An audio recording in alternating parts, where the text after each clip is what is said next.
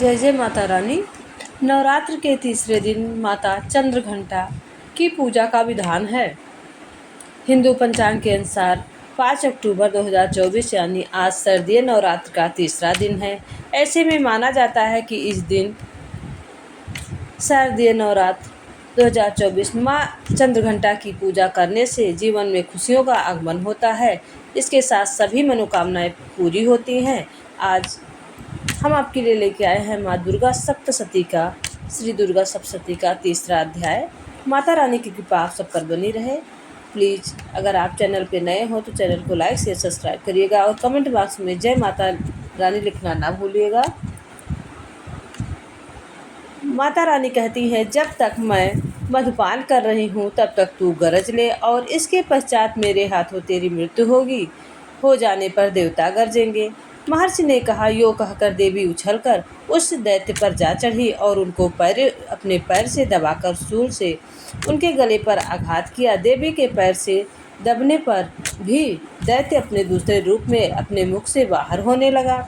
आइए सुनते हैं तीसरा अध्याय दुर्गा सप्तशती का संपूर्ण अध्याय विस्तार से। महर्षि मेघा ने कहा, महिषासुर की सेना नष्ट होती देखकर उस सेना का सेनापति चिच्छुर क्रोध में भरकर देवी के साथ युद्ध करने के लिए आगे बढ़ा। वह देवी पर इस प्रकार से बाणों की वर्षा करने लगा मानो सुमेर पर्वत पानी की धार बरसा रहा हो। इस प्रकार देवी ने अपने बाणों से उसके बाणों को काट डाला तथा उसके घोड़ों और सारथी को मार दिया। साथ ही उसके धनुष और उसकी अत्यंत ऊंची ध्वजा को भी काट कर नीचे गिरा दिया। उसका धनुष कट जाने के पश्चात उसके शरीर में मानो अंगों की अपने शरीर से अंगों को भी अपने बाणों से बेच दिया।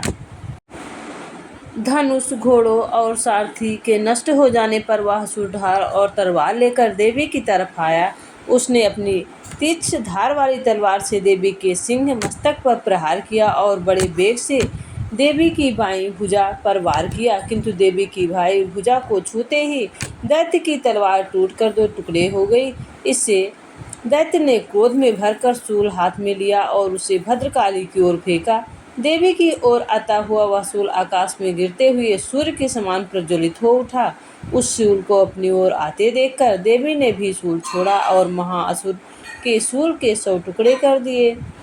साथ ही महाअसुर के प्राण भी ले लिए। चिच्छुर के मरने पर देवता को दुख देने वाला चमार नामक दैत्य हाथी पर सवार होकर देवी से लड़ने के लिए आया और उसके आने के साथ ही शक्ति ने प्रहार किया, किंतु देवी ने अपने हुंकार से ही उसे तोड़कर पृथ्वी पर डाल दिया। शक्ति को टूटा हुआ देख दैत्य ने क्रोध में लाल होकर शूल चलाया, किंतु देवी ने उसको भी काट दिया। इतने में देवी का सिंह उछलकर हाथी के मस्तक पर सवार हो गया और दैत्य के साथ बहुत ही तीव्र युद्ध करने लगा। फिर वह दोनों लड़ते हुए हाथी पर से पृथ्वी पर जा गिरे और दोनों बड़े क्रोध में लड़ने लगे। सिंह बड़े जोर से आकाश में उछला और जब पृथ्वी की ओर आया तो अपने पंजे से चमार का सिर धड़ से अलग कर दिया। क्रोध में भरी हुई देवी ने शिला और वृक्ष आदि की चोटों से उदग्र को भी मार दिया। कराल को दांतों, मुक्कों और थप्पड़ों से चूर कर डाला। कुद्र हुई देवी ने गदा के प्रहार से उदत्त दैत्य को मार गिराया।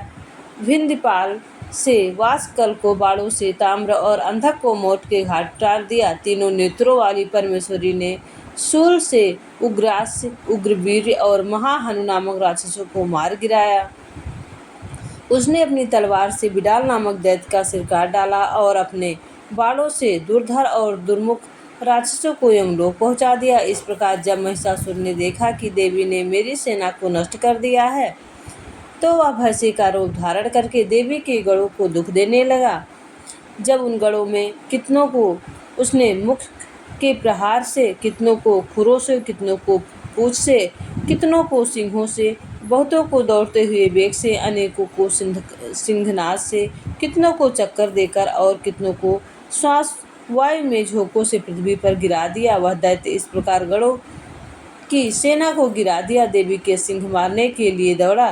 देवी को बड़ा गुस्सा आया। वह दैत्य भी धरती को खुरों से खोदने लगा और सिंहों से पर्वतों को उखाड़ उखाड़ कर धरती पर फेंकने लगा। जोर जोर से अपने मुख से शब्द करने लगा। महिषासुर के वेग से चक्कर देने के कारण पृथ्वी क्षुब्ध होकर फटने लगी। उसकी पूंछ से टकराकर समुद्र चारों ओर फैलने लगा। हिलते हुए सिंहों के आघात से मेघ खंड खंड हो गए और श्वास में आकाश से उड़ते हुए पर्वत फटने लगे। इस तरह क्रोध में भरे हुए राक्षस को देख चंडिका को भी क्रोध आ गया और वह उसे मारने के लिए क्रोध में भर गई। देवी ने पास फेंक कर दैत्य को बांध लिया और उसने बन जाने पर दैत्य का रूप त्याग दिया और सिंह का रूप बना लिया। और जो ही देवी उनका सिर काटने के लिए तैयार हुई कि उसने पुरुष का रूप बना लिया, जो कि हाथ में तलवार लिए हुए था। देवी ने तुरंत ही अपने बाणों के साथ उस पुरुष को उसकी तलवार ढाल सहित भेद डाला। इसके पश्चात वह हाथी के रूप में दिखाई देने लगा और अपनी लंबी सूंड से देवी के सिंह को खींचने लगा और गरजने लगा। देवी ने अपनी तलवार से उसकी सूंड काट डाली। तब राक्षस ने एक बार फिर भैंसे का रूप धारण कर लिया और पहले की तरह चर अचर जीवों सहित समस्त त्रिलोकी को व्याकुल करने लगा। इसके पश्चात क्रोध में भरी हुई देवी उत्तम मधु का पान करने लगी और लाल लाल नेत्र करके हंसने लगी। उधर बलबीर तथा मद से कुद्र हुआ दैत्य भी गरजने लगा। अपने सिंहों से देवी पर पर्वत को फेंकने लगा। देवी अपने बाणों से उसे फेंकते हुए पर्वत को चूर करती हुई बोली, हे ओ मूढ़, जब तक मैं मधुपान कर रही हूँ तब तक तू गरज ले। इसके पश्चात मेरे हाथों से तेरी मृत्यु हो जाने पर देवता गरजेंगे।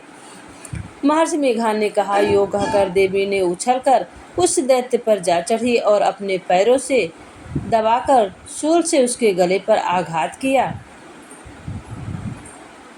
देवी के पैर से दबने पर भी दैत्य अपने दूसरे रूप से अपने मुख से बाहर होने लगा। अभी वह आधा ही बाहर आया था कि देवी ने अपने प्रभाव से उसे रोक दिया। जब वह आधा निकला हुआ ही दैत्य युद्ध करने लगा तो देवी ने अपनी तलवार से उसका सिर काट डाला। इसके पश्चात सारी राक्षस सेना हाहाकार करती हुई वहां से भाग खड़ी हुई और सब देवता अत्यंत प्रसन्न हुए तथा ऋषि महर्षियों सहित देवी की स्तुति करने लगे। गंधर्वराज गान करने लगे, अप्सराएं नृत्य करने लगी और अप्सराएं प्रसन्न होकर माता रानी पर फूलों की वर्षा करने लगे। यहाँ पर दुर्गा सप्तशती का तीसरा अध्याय समाप्त होता है और जो भी दुर्गा सप्तशती का इस तीसरे अध्याय को मन से भाव से श्रवण करता है, सुनता है, पढ़ता है, माता रानी की कृपा उस पर बनी रहती है और सुख सौभाग्य प्राप्त होता है।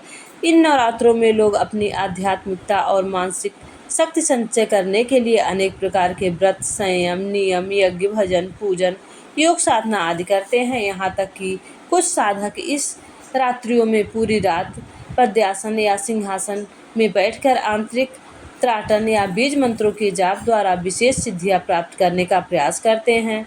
ऋषियों मुनियों ने रात्रि को दिन की अपेक्षा अधिक महत्व दिया है। यही कारण है कि दीपावली, होलिका, शिवरात्रि और नवरात्र आदि उत्सवों को रात में भी मनाने की परंपरा है। यदि रात्रि का कोई विशेष रहस्य ना होता तो ऐसे उत्सवों को रात में ना कर दिन में ही कहा जाता है।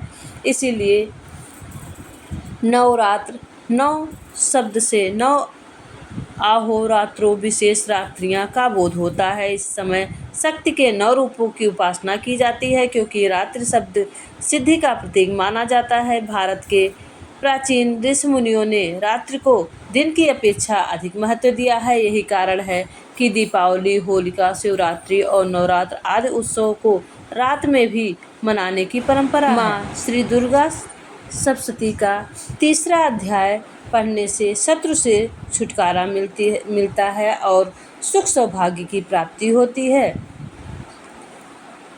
श्री दुर्गा सप्तशती के हर अध्याय का अलग अलग महत्व है और इसे भाव भक्ति से श्रवण करने से या पढ़ने से जो भी मनोकामना होती है पूरी होती है और माता रानी की कृपा उस भक्त पर बनी रहती है। तो आपको ये श्री दुर्गा सप्तशती का महात्म्य और माता रानी कि श्री दुर्गा सप्तशती का तीसरा अध्याय आपने श्रवण किया हो और आपको अच्छा लगा हो तो प्लीज़ कमेंट में जय माता जी लिखना ना भूलिएगा। और अगर कोई त्रुटि होगी तो कमेंट बॉक्स के माध्यम से अवगत कराइएगा। जय जय माता रानी, जय जय माता रानी। चंद्र घंटा की कृपा आप सभी पर बनी रहे।